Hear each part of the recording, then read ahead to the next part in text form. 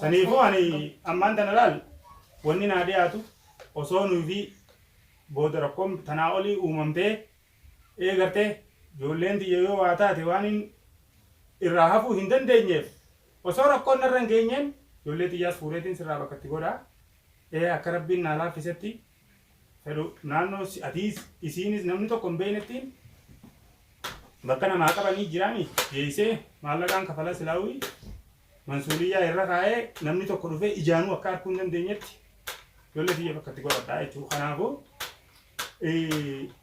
ani immoo inni na yaachisu ogguu dhuftee asiis ijoollee isii san dhabde deebitee ijoollumatee tanaa usii jalatti miidhiin sii fi ijoollee teetis mataa keetiifuu isiniifin sodaachaa jira jechuudha. Ilmaan yoo nuti sababa isiin haan ilmaan sii irraa naftu. Ilmaan sii dirqama waan ilmaan sii goone nama biraa ni gooti. Ilmaan sii jecha waan fedhes ni gooti. Amma hanga ta'e koonti isin haalli argatutti dirqama ilmaan kee fuudhee illee harree itti godhuunis ilmaan sii irraa waan isin gaafa qabu. Ilmaan nana dabaasuudhaaf kaayyoo qabdan. La ilmaan siitiin bara ilmaan caalaan ilmaan isaa fudhatu. Ilmaan isaa keessa fuudhee isa keessa bakka baay'ee gabata haalli itti godhachuu qaba. Ilmaan bikka haadha hin jirre sababa amma isin ilmaan sii irraa naftetti ilmaan bikka haati bira hin jirre anuma bira ta'an. Manni kee jeeqamu manni waan ta'an. Akkami manni kee mana qofa qabda. Caalaan arti laallatu waan boodubban takka waan boodubban takka sun mana rakkinni biraa dhufne namni nama dubbatu. Hin taatu bikka haati jirre. Isinis haadha ilmaan siitiin. Ilmaan siitiin ilmaan sii irraa neefti. Akkami ilmaan sii facaaftee fudhachuu keessa baase. Khaysan basin kan sababa isaa wal dagaa oolaniif ilmoo tiyyatara ani jiyaaduun qaba cinqamuun qaba bakkaan jiru. Maaliif yaaddoo isaan jidduun jira? Ijoollee tana lachuutu masuuliyaan ta'e ana gubbaadha. Awoo caalaa dhageessaa beektu ilmaan kee barsi haalli takka jiraadhu bakka asirra wayyaa amma isiin asii isiirra bakka biraa geeffachuu yaaddu irra wayya isii biratti ni barbaadan jemmaas bakka biraa keessatti geeffatutti isaan si'uun quban qabdu isiin bakkitti isiin quban qabdu obboleetuma bira kaa'amee nama biraa bira kaa'u asitti xiyyeeffattee jirti. Amma dhageessaa ani bara amma ijoollee xiyyaa niin fuudhaan jee bara nama ramtii dhagee dhugaan siimanii ijoollee xiyyaa odoo inni feetasan taate ani namanuun jee namanu maaliif intalti tun dagachiisteeti yeroo isiin ulaa ijoolleen ni bantii haatee dukkaana kanaa waa bitadheettee waan bitadheettee ijoollee gad ergitu. Ulaa tana dhaabbattee ol seenti. Ulaa tana jala eeggattee namni itti yaade waan godhu hin dhabu namni sii qophaa'e waan godhu hin dhabu. Calaw jettee seentee asitti isaan kana namaa mana hin jirre kophatti isaanii jiru waan feete godhuu dandeessi. Anamma tana yaachiste ijoollee xiyyaa osoo hin ta'in inumaatu mataa isiitii fi ijoollee isiitiin na yaachisee. Dirqama isiin dhimma isii ba'uudhaaf waan feete balleessuu dandeessi. Badii isii balleessuun isiin tun yaada kana qabaate taanaan ijoollee tanaati asii fuute taanaan isiin waan biraas xaxattee feetu ijoollee tana fuutee feetu waan biraa maayii wal keenya ijoollee ijoollee isaa yoo fuudheesi yoo fuudhee bakka itti godhate maal wal keenya waan biraa maal wal qabnu ofisiin. Isiin ijoollee isii irraa jaarsii dhimma qabdi. Waan ijoolluma sana ambitiyyaa bira noolu. Akka sana mana kophaatti Haarisi ijoollee irraa eegamu. Caalaan sirriitti eegamu. Anaa mana kana eegamu. Tatteenyetti anaa jidduu jira ijoollee. Baratti gabbaataan nuuf qilleensa bira chuulaa kana banaa siin jee. Namichi as barbaaddiin ilmaan caalaan bakka bira laallatee hallii itti godhatu ilmaan as dhuftee dhabnaan abdii murteetteessi. Yookaan immoo rakkina isaanii furmaata argata. Caalaan eessa keessa ijoollee? Malee ilmaan kanaan furdheettee waan biraa rakkina biraa uumtu hin qabdu. Yoo mana kanaa dhabde bakki isiin itti barbaaddu ilmaan sii mana kana mana bireeti. Ana amma ijoollee xiyyaatiif dhageeffadhaa ijoollee xiyyaatiif waliin lolina ijoollee xiyyaatiif walitti hin dubbatinaa isiniif ijoollee xiyyaan hanga rabbiin haa gargaaruti karaa rabbiin haa laaffiseen insha Allah asii fuureeti bakka isiin hin beeyne magaalaa kana keessa bakka hedduun beekamii geesseetiin namaan amanu namni dantaa maallaqa isaatiif maallaqa ijoollee nama narratti aanu jira sirratti aanuu miti ati si dagachiistee ol seenti ni beeyti mana kana sirra barbaaddi. Ogguu mana keenya san manni san cufaa ta'ee namni hin jiru ogguu agarte dirqama eessa barbaaddi namni isaa eessa jira isa jetteeti naannoo nama kiyyaa hattaa sii mitiiti bakka saahiboonni kiyya jiran manneen saahiboota kiyyaatu dheeytee fattashti intalti mujriima beekaa mataa qaqqabattee deemti malee dhugaan sitti fakkaate. Hangam takka if garaddee ati dilaneef dagatta waan an dhugaan siima boodana ijoollee xiyya fuudheetiin bakka itti goraddaa. Ijoollee teetii fi mataa kee if quba qabaadhu yeroon fi qe'ee tanarraa deemtee qafa gaattu taate nama naannoo tana jiru eenyuun naannoo san dhufe ulaa teenya san ijoollee san mee naalaqiin haalaati nama yoo wal quban qabaatiin if dagattee yeroo dheeraa walit dhaabbee fagaattee if hin dagatin ulfii lafaa jettee manni namni waan fedhee dalaguudha danda'a. Kottu baba. Sanaafuu ammallee Ana ma an dubbiin amma dubbachuu jiru. yaanni ramziitis Ilmaan kana osoo hin ta'in rakkina namuu booda dhugaa jirtu booda dubbatu gartee asoo nageenya jiru dubbachuudhaatu gadi bise malee mushii fi ilmaan gabaasuu fi walaa ilmaan dubbisaa gabaasuu fi miti. لا جولين هنديم جولين أنا لسه دباتو أنا أكيد أنا مسؤولية ساني فلان هذا أكيد جولين كده تيسير جولين جالب دين بقى وصون أنجرو وصون أنلو بنجرو جولين كبيرة أكيد ينجر أتوقع ده أجرا مو أنا بقول بس ترى تشوفه دي بيجرا Sansi biar buat ini kan masih dabar sih. amma ramziin akka Kalau ini jirti tanah jeef halli gartee naafis caalaafis waan booda dhufuufis kanaaf mana kanatti warra kennii uumame.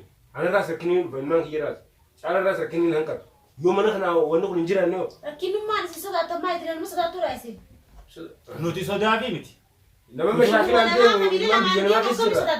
Yoo namni mashaakila nama mana kana jiru dhufte waliin buune rakkoon qabu. Yoo nama mana kana jiru dhufte waa balleessiteesi.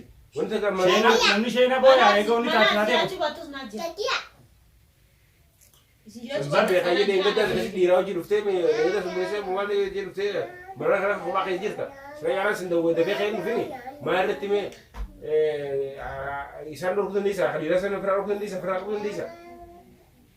dhagayi dalagaan tiyya keessaafu osoo isaan hayyama akkana rakkina uumamee jira manaan gahee deebee jeeni osoo deemuu na didaniitiin isaan na dinnaan dantaa keessanii boo riskii rabbii harkaa qabaa jeetiin bahee mootora qabadhee fiigaa dhufe dalagaan tiyya hangaan hayyamsiifadhee jechee onni jiru na tursiisti amma ammallee bahanii deemanii onni jechuun namaan taatu beeyte waan akkasitti if dagatanii nuti sodaa namaatiif miti yaa godha geeffadhu yaa boleetiif. Odaan ofii determinaa osoo naan lubbuun jiru ilmaan fuutee hiriyamuun hin dandeessu. Eega wanni takka taate eega kutte eega namni du'e namaa walii booyuu irra osoo jiranii walii boo'uu wayyaa jenneeti jeeti nama waan kana jechuun jiraan. Dhageeffadhu. Anjoolleewu yoon hin fuudheewu ijoolleeti yoon fuudhee bakka itti godheewu siifi ijoollee teetiifuu siifi yaadda. Yaaddee nuti siifirraa dhorkina. Kokeeteen ni jarjarti ni beektaa dheeyitee banti abbaa feeterraa namni yoo dhufee ulaa danda'e maan hin jettu isiin Luar dhaabbatti mana jettu. uftee ceetee banti halee usii irraa baneeni silaasitti isin ajjeeftee yookaan keetii ajjeeftee yookaan hidaaya ajjeeftee yookaan liina ajjeeftee yookaan ummaa ta'e dhooyitee asitti lafa darbite akkam taate eenyummaa siidaa booda maaliif banta kaatee ganaan banu ati mo'atii dheengaddaa bante halees batte akkamtiin si amanne kamtiin si amanaa uli Halli rawana santu kurte, wani rasantu, sama madu banitan. Maale, atilleen, yuisilleen, ufte, kan ufte mana kana abdu taate. Ma salama isilleen abdasfa abdi murate jechu. Nama ilmu tan arkadu. Karatti halleen teessan nageenya keessa uf barbaaddi malee sakana fuute ilmoo boochisuu fi ifi gartee akkaati isii barbaaddu godhuuf ilmoo fuudhuudha. Yaaliin gootu jechuudha mana kana dhabnaan. Immoo dirqama ilmoo barran halee sana guun an dhufu mucaa kan harka qabdee harkisu jirta mucaan itti dhaquu dide akkana cirri jaagiyyaa nama itti ol seenu jechuudha yeroo ol seenu san abdee harkisu jirti mucaan itti dhaquu dide yeroo san aartee mucaan kun maaliif na deessettee aartee mucaa kana waa gootee yoo deemte. Afaan an jiru waa gootisa ijoollee. Akkamittiin goone ati kophaa jirta isiin qoqqooyitee deemti. Itti yaaddee deemte ati kophaa taa'u jirta mana keessa quban qabdu nagaan taa'u jirta. Nuti fi qophoon tanya mana hanya keessatti. Isi kudhan ofii determinan antakitti yoo jiraadhee fuudhuu hin dandeessu. Yaa tana rabbumaa si fakkeesse gaa'ini waan isiin jiru waan beeku almuhim. Ati amma dhagee caalaa nama ilmaan kana hallee asirraa bakka biraatti harkatee yoo fi ilmaan kana hallee itti godhate. Ati ilmaayyoo si dhibe kan fi godhadhu. Wanni si aarsu hin jirtu. Ati fi halli godhadhu ilmaayyoo si dhibe. Sana hayyoo jechuun dirqama mashaakilaas deemu kana. Mashaakilli Taa'ee ilmaan kana irraa eegaabe. Deebiin ilmaan kulli godhadhaa walitti hin dhuftu beete. Dirqama yoo inni halli hin godhatin ilmaan kiyya irraa beekachuun dirqama. Kanaafuu dhaabbilee biyya hawwanni Kalau siidaa hallin caalmaa jirta maalli tan caalmaa hawwanni siidaa mammaan gochi tana malee dirqamni. hawwanni siidaa mammaan tana atis akka nama tokkootti rakkina gartee mana si barbaade firraa dafaatee dhala akka ta'eetii dhalaa taatee kophaa isii yoo si dhufte if dagachuun qabdu qophooytee taa'uu qabdu yeroo tokkollee dagachiistee eega isiin ol seentee yookaan waasi goote yookaan ilmaan keessi jala miite booda jettee fi fiidee iyyuun faayidaa takka hin qabu. akka isin itti dhufte keessummeessitee if eeggattee akka isin karaa isin dhufte lolaan dhuftus lolaan tolaan dhuftus ati qophooytee taa'uu qabda yeroo takka illee abbaa fedhee akka inni dhufetti if eeggannoo. Ani immoo ijoollees fuudheetiin bakka jaayiza godhadhee qopheeffadheetiin jira bakkaan geessu yeroo muraasaaf hanga haalli mijaa'u ijoollee xiyya fuudheetiin achi geessa. Ijoolleen sodaa isiitiif mana kanarraa numaa hin baane. Sodaa isiitiif miti sodaa isiidhaan sodaa isii hin qabu naa hin jirre isi miiti jeeti malee. Bisan dhagina caalaa maal dhageessa.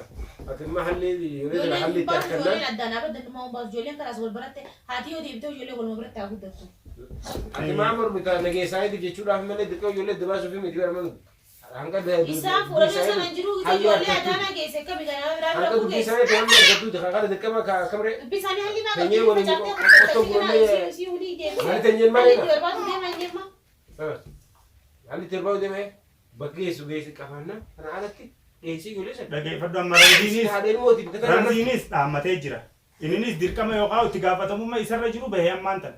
Waan dubbatan utaa wanni kun. Yoo wanni takka booda uumamtu taate yoo booda wanni takka uumamtu taate ana heerrinis Dubbachuun oolu. obbuu namni gattaa'ee dubbate ana qaba malee inni firraa buusee jira itti gaafatama waan isa fakkaatu waan jechuu qabu jee jira.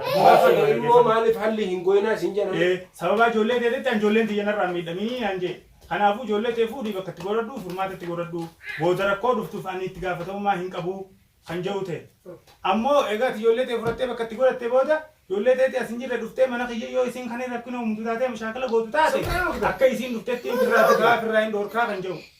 Kanaafuu ilmaan kan hidhalte. Ilmaan sirra dhaabbiin siiloo dandeenya. Asoo ijoollee ishee jirtu ilmaan kan ishee dalame. Isin tun ammaattus ijoollee siiraa dhorkuun danda'u. Haadha. Garummaa ilmaan si bira kan jiraachuu baate kana biratti yoo dhufte dubbachuu hin dandeenya. Beeku baaduu ilmaan sitti beeksistu ishee hin danda'u. Asina. Ilmaan siisan caalaa yoo ilmaan isaa fuudhee halli itti godhate. Faalaafaatee isheetti mana kan dhuftee dubbii biraa gaafatte. Irraa hin dhoorkaa. Tasaniyaadhaan immoo ijoollee asii dhiiftee dhuftee ijoollee xiyyaa laaleettee dhuftee asii mushaakala yookaan gootu asii mana kiyya rabbashtee ijoollee xiyya yookaan maatii kiyya waan irraa goote itti gaafatamummaa mataa kee gubbaadhaan an jechaa jira. Isiniin dhibiin isin anaatti fira dhofteesiidha. Nama fira dhokkuudha biyyaan baana bo'e namni hoolii godhateeti jireenya tarkaanfachiisu biyyaa bee malee. Garuu Nama fira dhokkuudha. Nutiin barbaadanii nama dheedhee kan dhufte fira dhorkina. Laa hin barbaadanii dhugaadhaa ilmaan kan hidhalte immoo hammaatu toltu haadha immoo. Ileenyi keessaa baasee awwaala. Dirqama ilmaan sii mana tolna gadhee isii gad dhorkuu hin danda'u. Dura seerri dirqama irra jiru fira guuttalee ilmoo isan fira haalli itti godhee fira dhorkuu danda'u fira dhorkuu taatee nama. Immoo soo ilmoon sii mana jirtu yoo gabbaa'ee seerattis adattis na gaafatte ni dandeessi. Karatti qabdi. Yoo si kan si gaafatti barsan. Lakkanitu lakka warra ilmaan kun ilmaan sii Amaanaa si gaafatti. Kama kan godhatanii jiru. Ambar macaalatti dubbacha malee sitti illee dubbanne. Caalaan waan kana isaa beeku. Amma dubbii gabaabduu caalaan waan godhu hin qabu. Caalaa wanni jettuun hin jirtu. Ijoollee mansuuliyyaa isii waan dhufu guutuu anaatu fira dhorka anaaf fira dafaa. Si fira dafaa. Rakkina isii kan dhufu guutuu anaa mansuuliyyaa isii fudhata. Anaa eegaa anaa rabbiyaa wanni si dhiban moo hin jirtu. Ijoollee teettis abdii itti godhadhu deemu. Ijoolleen abada mana kanarraa hin baatu. Ijoolleen mana kanarraa baate taanaan ijoollee baana mana kanarraa. Ilmaan isaa jechuudha. Ayyaanis rakkina dhuftu keessaa batoo baate jeequmsillee mana biyyi koo dhufu taate ala mansuuliyyaa caalaa fayyadamna akka isa fudhadhaa bulchaa.